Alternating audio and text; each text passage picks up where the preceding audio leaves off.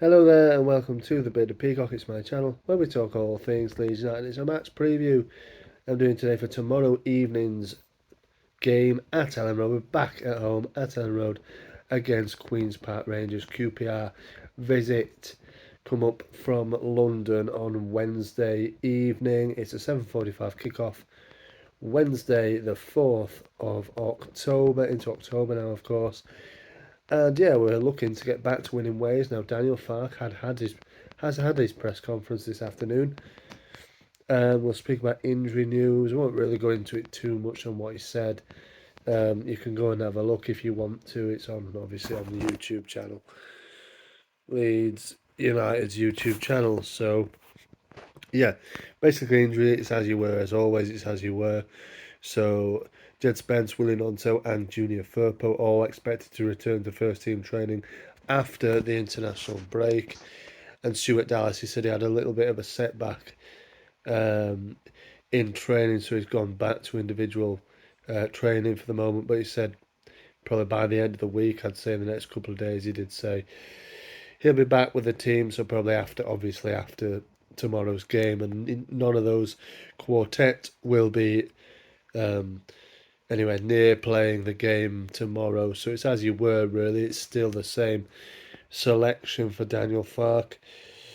And yeah, I'll run through my predicted lineup quickly because he did say, was asked a question about Sam Byron by Adam Pope, and it's all about managing the workload. He says it's all about managing the workload with a few of these players, and 3 games in a week and all that sort of thing is taking its toll on some players. Will it be in the age or sort of injury problems, injury history, which obviously we know, but in Sam Byron, if we're talking about Sam, he has in particular bad injury record. So it's all about managing them and managing the sort of, he calls it workload, doesn't he? Daniel Farke said it numerous times in that press conference. Um, so yeah, basically I'd say Melier in goal. I'd say left back. I think he'll probably keep Byram. Uh, I do think he'll put Joe Rodon in from the start um, with Strauch, obviously, and then right back. I do think he'll put Ayling in there. I spoke about Ayling as well in his age, and he's not 22 anymore. He said, and he obviously needs to manage his game time. But I do think he'll be put back in there on, and it help. Doesn't help Daniel Farke obviously, but it makes his job easier if we lose a game, doesn't it? And he can sort of say, hey, you didn't play so well. Take them off. I think it will be Shackleton that makes way. And obviously Cooper. He did speak about Cooper, said he bleeds white, didn't he? Obviously meant he was so loyal to Leeds. Great captain, he said. He's been fantastic in the game so far, but I do think Cooper won't play tomorrow evening. He'll be on the bench. Again, he's not the youngest of players. He does need to manage his, and hasn't got the greatest of injury records either, has he, Liam Cooper? So he does need to manage his minutes as well. I don't think he'll play on Wednesday evening. He did say he doesn't mean he's going to play every minute, but he's an important part of the squad. We know he is. He's a captain, and that's what he said. He said he didn't win it in a lottery, didn't he? He didn't win the captain's armband in a lottery. He's there for a reason, and born leader and all that sort of thing. But I don't think he'll play on Wednesday. Into the midfield, it'll be Amadou and Kamara. I think that'll be it from now on. Obviously, you've got Gray and Gruev on the bench. I mean, yeah, Gruev's going to have to wait till one of them get injured into till he gets a go.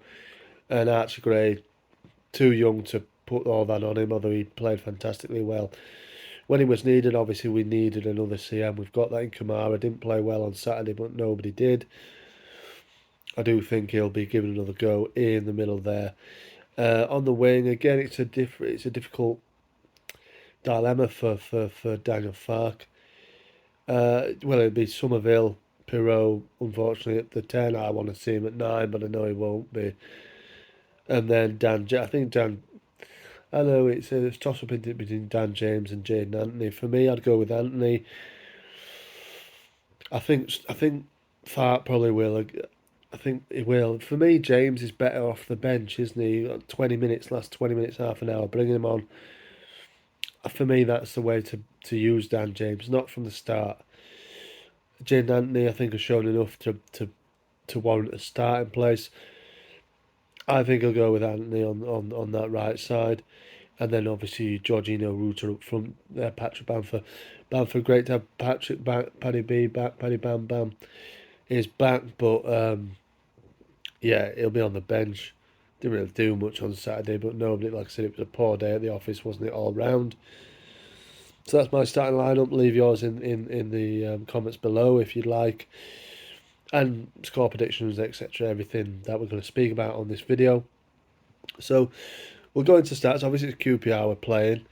We'll go into the little bit about them, a little bit of seasons as well. Form. Obviously, we know our form. It's one defeat in the last 7 games. So that's what we're on. Good form all round. Disappointing day on Saturday, like I said, disappointing result, but we get back to it, and it's a home game that I fully expect us to win. To be honest with you, so yeah, QPR though, form guide over the last 5 games, we take that. Only one win in the last 5 games, no wins in 4, drawn 2, lost 2, won 1 of the last 5. But as Daniel Farke did point out in his press conference as well, the QPR have only conceded 1 goal in the last 3 away games. Both of their wins,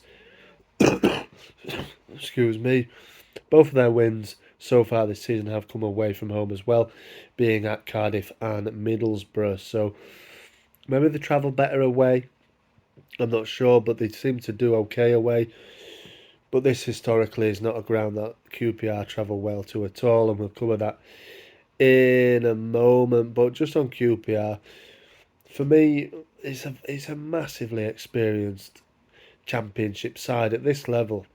Completely experienced side. It's full of them. Not quality for me. Not quality. I do think they'll go down.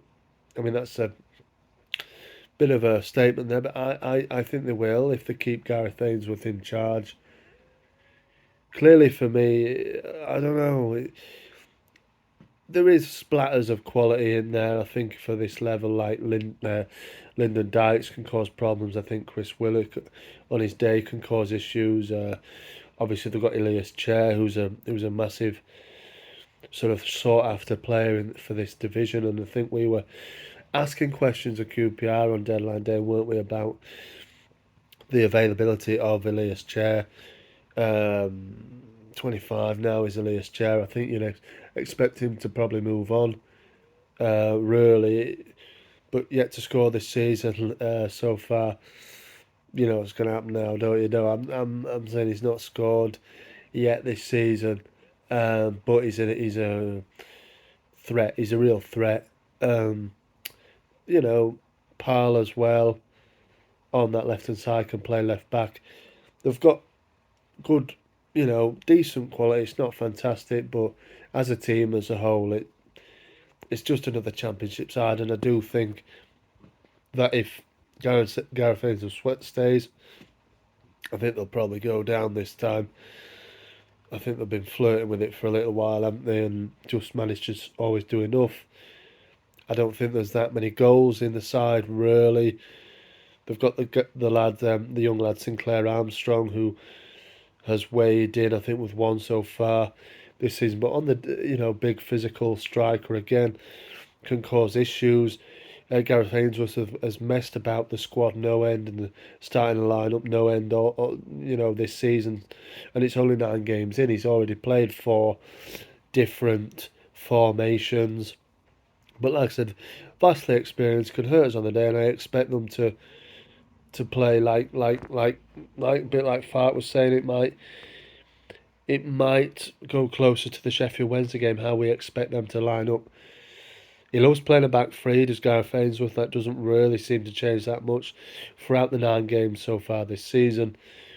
But I expect it to fall back into a back five when we're in possession of the ball. So again, we're going to find it difficult maybe to break them down. We've got to find the key to unlock their defence, and Thing is with this game, I think it will be they'll be sitting, they'll be trying to hit us on the break. They've got, like I said, they've got quality up the top if they can get them to that to their to them players. Elias Chair, Chris Willock, Lyndon Dykes. The lad Sinclair Armstrong. Maybe he's, like I said, he's a physical presence up the top there. So is Lyndon Dykes, obviously. So if they can get it to those players, we've got an issue. But for me, this will be an all Leeds United game. Ball. We'll have plenty of football on Wednesday. We'll see plenty of it.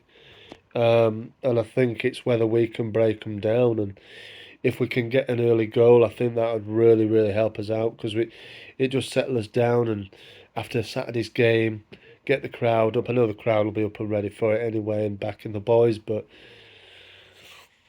I just think we need to start quickly and break them down because then they've got to come out. If they're one down, they've got to come out at us. I know they've only conceded one goal off the last three away games, and perhaps they do travel better, but it's Elland Road.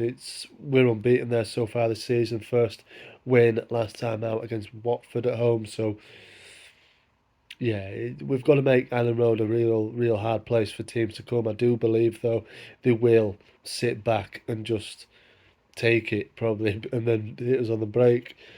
Hopefully, we've got enough quality back there to sort them out. I believe this will be a game where we get back to winning ways, but you can't say that in football, can you? Really, but there you go. Obviously, the form guide. I'll just cover the form guide in the last.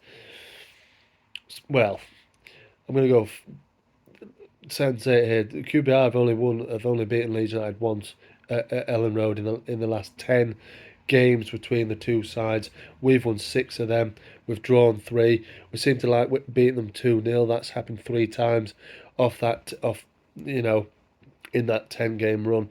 The only win they had was when I think somebody correct me if I'm wrong, but I think they went on to win the league this season. I think Neil Warnock was in charge. Anybody want to correct me in the comments, please do. Although maybe I am right about that. It was a Clint Hill. I think it's got a header fairly late onish in the game. They won 1-0.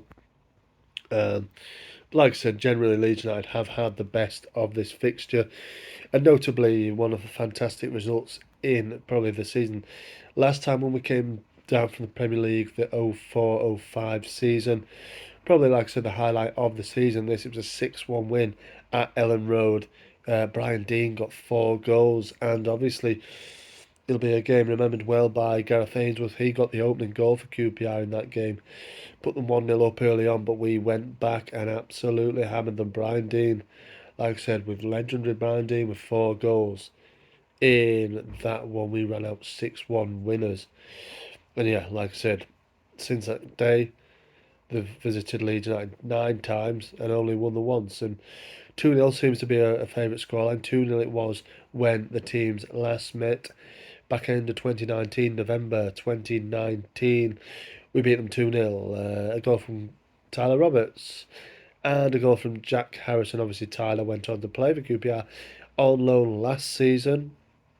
There's a couple of players that have played for both. The Leeds United put up an 11 side of 11 that had played for both clubs earlier on today. So have a look at that if you like. There are some notable names on there, including one Rio Ferdinand, of course, and Paddy Kenny.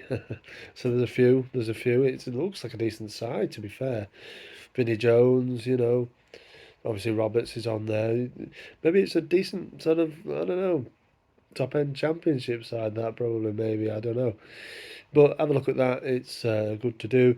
And yeah, let me know your thoughts in the comments there below. But looking forward to the game tomorrow. Hopefully, like I said, we can get back to winning ways. Let me know if you're going in the comments there below.